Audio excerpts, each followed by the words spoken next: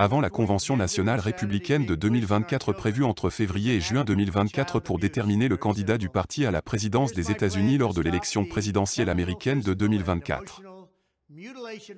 Les promesses de Donald Trump pour son premier jour au pouvoir. Dans une vidéo publiée sur les réseaux sociaux, l'ancien président Trump a détaillé son plan visant à interdire les soins affirmant le genre pour les mineurs.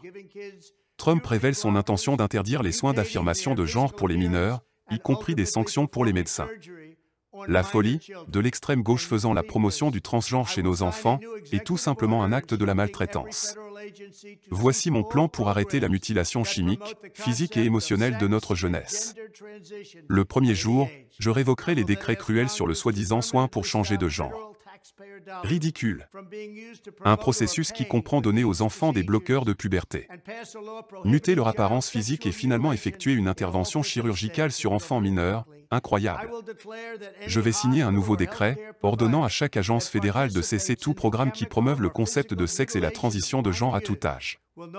Je vais aussi demander au Congrès d'arrêter définitivement l'argent des contribuables fédéraux d'être utilisé pour promouvoir ou payer ces procédures, et adopter une loi interdisant les mutilations génitales des enfants dans les 50 États. Ça ira très rapidement.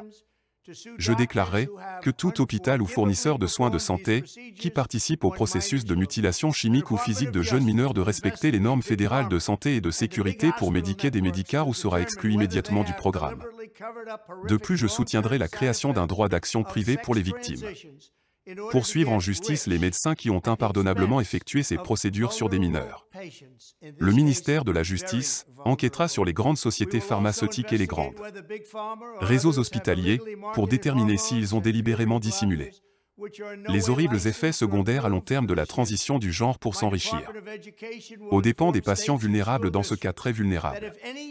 Nous allons aussi rechercher si les grandes sociétés pharmaceutiques ou d'autres ont commercialisé illégalement des hormones et bloqueurs de la puberté qui ne sont en aucun cas autorisés ou approuvés pour cet usage.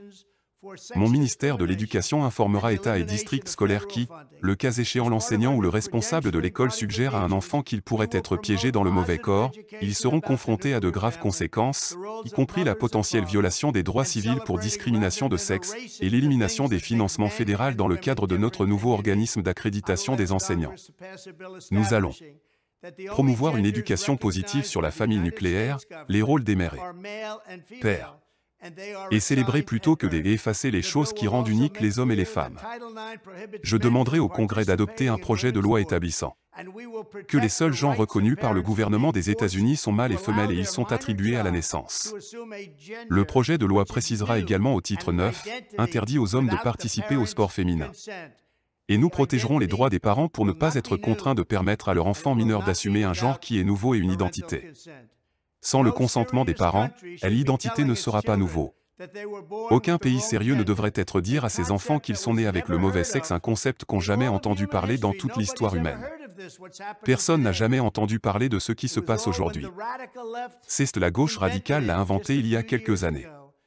Sous mon leadership, cette folie finira. Merci beaucoup.